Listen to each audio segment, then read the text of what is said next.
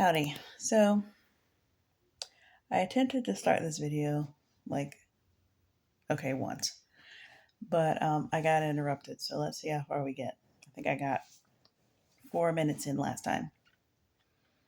So, I can't tell if this is one video or one of my topics or three topics combined in one video. So, I'm going to just start talking and see how far I get. And I should have wrote down my scriptures before I started. In fact, hold on, let me go get a Bible. Okay. So I got my Bible. I'll see if I need to reference it or not because I don't know which thing I'm going to be talking about in its entirety yet. But I was thinking today about how I think our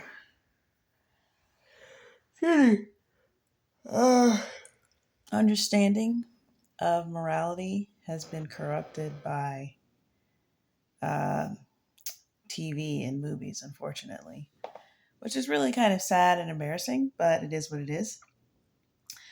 But so as soon as you have a conversation with somebody and you tell them about, impending judgment, they usually hit you with the "but I'm a good person"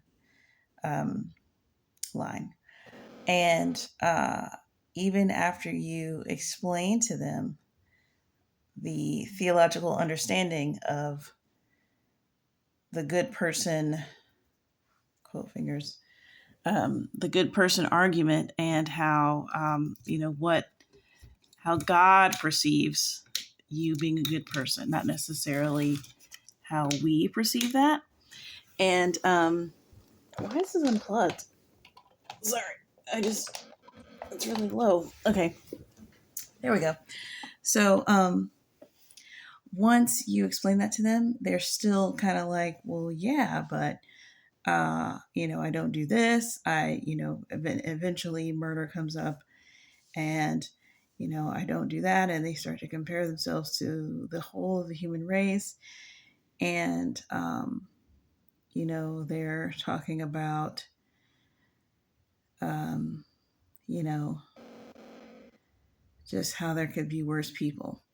And the reason why they do that I think is something that's overlooked, I haven't heard it mentioned a bunch, is the fact that we watch a lot of movies. And in movies and TV shows, you can't just get rid of someone who is a good person or who hasn't done anything. You have to give the audience a reason to not like that person so that when something terrible befalls them, you are not uncomfortable watching that. And it doesn't make you hate the thing that you are watching because you have likely paid money. There's ratings involved. You need to like it in order for that project to be successful, in order for that story to be told well. And it's funny for a group of people who don't believe that the world has a narrative structure, somehow thinks that them being a good person in their eyes is going to affect God's decision somehow. Like it's a TV show. Like exactly like it's a TV show. It's like, no, there's not a test audience that felt a way about you going to hell. And then they change the ending. That's not what's going on. And even though I feel like I even have, a stumbling block when it comes to that because I can sometimes lose the plot too. No pun intended. And sometimes get caught up in, well, it's not that bad and it's not this, that, that. And God's judgment is not based on, even though there is an element of the decisions that he does, that it's not that he's keeping us in mind, but it's just that everything he does is open and to everybody. There's an aspect of it that is, um, the way it's talked about in scripture is like the things that he does is observable to everybody. And you praise God for his wisdom and seeing him execute things, um, and just understanding that this is an intense power and intelligence that you're dealing with. And the praise and the worship that kind of goes forth continually is because of his um, attributes and the way that he executes judgment and justice and all of this stuff. So there is an element of us sort of being his audience, but there's no money to be made. He does not care if you don't like the ending. Um, it's not based on how squidgy it makes people feel. Um, I mean, granted, a lot of times that they are one and the same. I mean, nobody likes to see innocent people um, get something that feels like it's unjust. Um, but at the same time, God knows a lot more than we do. And if you just don't trust him, or if you kind of trust yourself more than you trust God, uh, and you feel like you need to do that, then yeah, you're going to disapprove of some of his decisions. And you're going to want that to mean something. You're going to want to be able to walk out or send a letter or stop, patronizing God. And people have no real way of doing that besides basically just refusing to believe in him. They won't say that they refuse to follow him for some reason. I think they know that it comes with,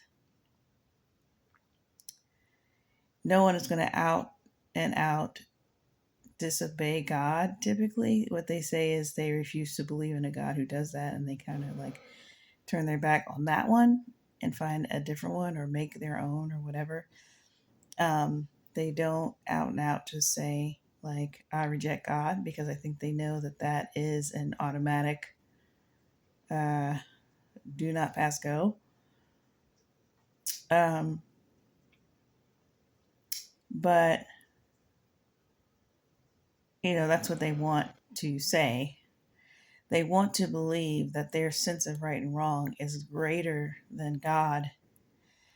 And I just see in so many instances people trying to put things above God.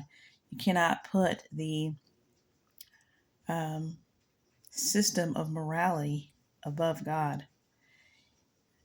You can't put godhood above God. He's not one of many. You can't put anything. So if it's just hard, it's very concrete and obvious that there would be a supreme beginning and end, a ceiling. But for some reason, people really can't. They don't always like that idea, and so I think that our movie watching and having huge studios constantly pander to what our tastes are has caused us to really be a lot more fickle when it comes to belief in God. I mean, if you became an atheist in 1870 or whatever, it's because like your entire family died of like typhoid fever. And now it's just like the idea that God wouldn't, you know, let you dress up like a woman or whatever, or, marry the person of the same sex. And he just doesn't, it's not that he wouldn't let you, he can't stop you from doing anything, but just that he said it was bad. Like, that's just enough for you to, like, go take your money elsewhere. It's like, yeah, that this America is not heaven, and God is not a politician that needs he doesn't need your support to get elected. Like, he's not an elected. I just think we're really spoiled, and just it's really kind of scrambled people's brain because we're so used to leadership in this country, at least giving us lip service, um, that they are going to listen to our concerns and address them and all of this crap. Um, but I think even now you can see how thin the veil is and how no one actually wants to freaking do that. So I think we've just really, really been led astray on that. And it's just caused us to um, have our expectations of what things are to be really skewed. So we need to just get back in the Bible and just be transformed by the renewing of our mind in that one. The other thing that I was going to say, I guess since I'm on the topic of movies, I was just reminiscing about that movie, The Matrix, and how Christians use that movie a lot as a illustration for what it's like to be a Christian, and it still like reigns supreme. It's like one of the best illustrations of just having this world within the world, and having this, it's like a world that sits on top of another one, and trying to explain, you understand why people don't understand that there is a real world out there. And just the whole red pill thing and all that stuff. And I was thinking about it in terms of like what I've been trying to get across these last couple of videos about, what it means to be saved, and that verse that I found in First Peter about, to struggle. If you struggle, that means you're done with sin. It's like the Matrix even illustrates that point of it, because the people who had left the Matrix were on the ship, and they were eating like slop, and they were on a metal ship, and they wore tattered clothes, and yeah, they would plug back into the Matrix. It's not like they never went into it, but that's not where they lived. And even the bad guy is like, I want to be permanently put back in the Matrix. Like, that was what he wanted. He wanted to return to the illusion. He didn't care that the real reality was reality. He was not interested in it at all. So that is like a perfect example of someone who turns their back on God. And there's a couple of verses about a person like that who does that. I think in the case of, some of the scriptures that I've been looking up, Hebrews 10:26, and the things that address how you shouldn't be able to abuse the grace of God.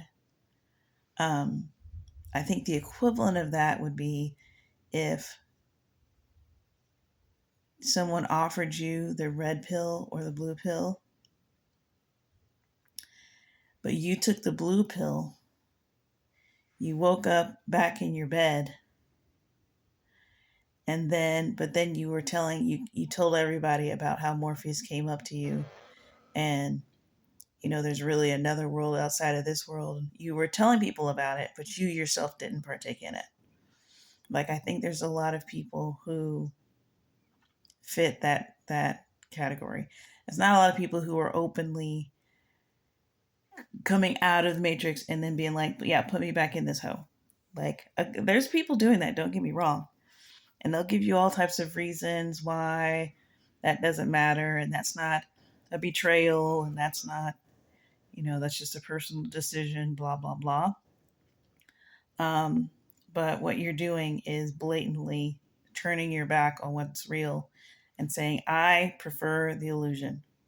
And the thing, what's really interesting about it too, and great about the movie and great about the whole way that it's set up, is that you fully understand why somebody would want to stay in the Matrix. It's not like no one understands why the Matrix is appealing. We all get it. And I think people would be lying, or they would be, I don't know, if they,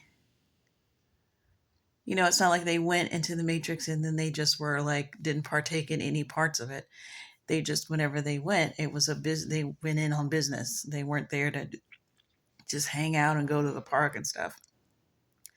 Which, I don't know, could they have done that? I don't know. But they valued the truth and the real world over the illusion. And you kind of get the sense that once they were back in it, they didn't like being there.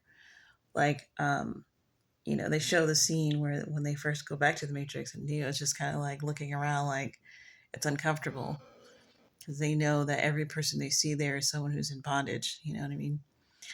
And so yeah, it's still a fantastic, fantastic analogy.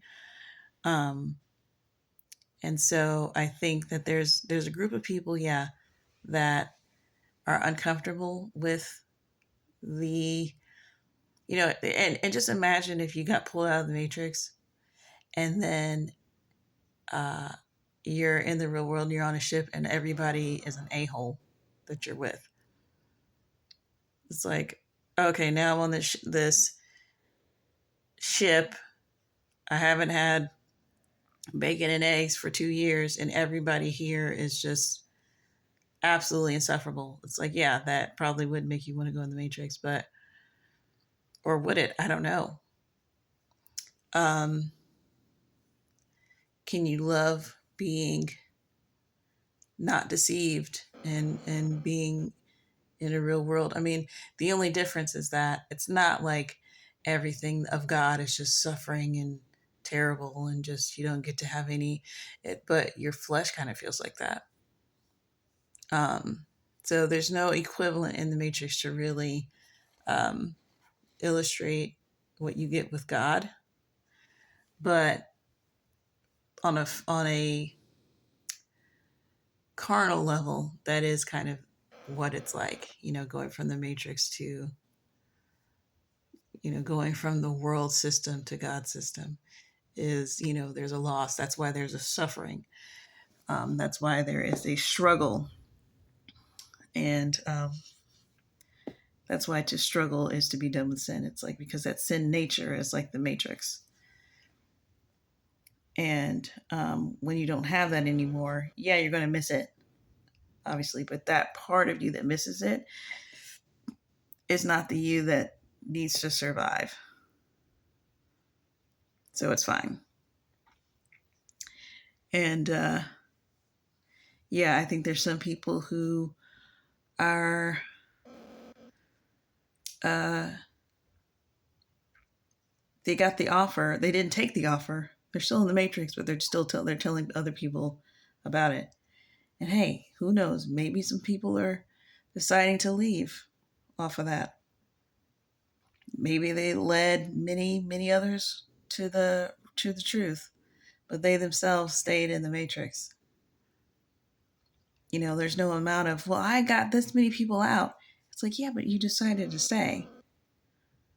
So everyone that decided to stay is getting unplugged because they loved their own lives more than they loved the truth. Um, and that is, and you might say, well, what's wrong with that? Um, what's wrong with that is that, you don't have to, again, back to the TV show. It's like, you're not an audience member. This isn't a TV show that we're all watching, and you don't have to understand what's wrong with that. Just know that this thing is um, flawed and it's all going to burn up. So if you want to burn up with it, then by all means stay in the matrix. But if you want to come with God, where He's going to make all things new and it's going to be better than that crap, raggedy, weird, fake pod field that you're in, that you know full well exists, and you still are just like, well, whatever, I don't care. It's not bothering me. Like, you can stay in that what you know is a crap reality that's terrible, that's run by machines and is feeding off of everyone's life soul energy. But you're like, well, I don't know. All I know is I eat steak in a restaurant. Like, okay, well, you go do that. And all the people that are willing to suffer for a little while until God brings us all in, we're going to go do that for real in a real place. And it sounds made up the easier it gets explained. Um, but the support for it is in the real world. I mean, what haven't we touched on that exists that everyone knows about? That's literally universal across everybody. This is why, as much as it bothers people that Christians reach out to other religions, it's like, yeah, we have every right to do that though, because the matrix is the matrix. Don't matter what your religion believes. So, yeah, I think I'm gonna leave that there because I got another thing that I just got today, and it's just super deep, and I don't even know what to say about it, but I need all of the translations that I have for it because really like, it's really along the same lines. I feel like God is just really wanting this driven home to understand what He's doing here. So, okay, I'm going to leave it there and I will talk to you guys later.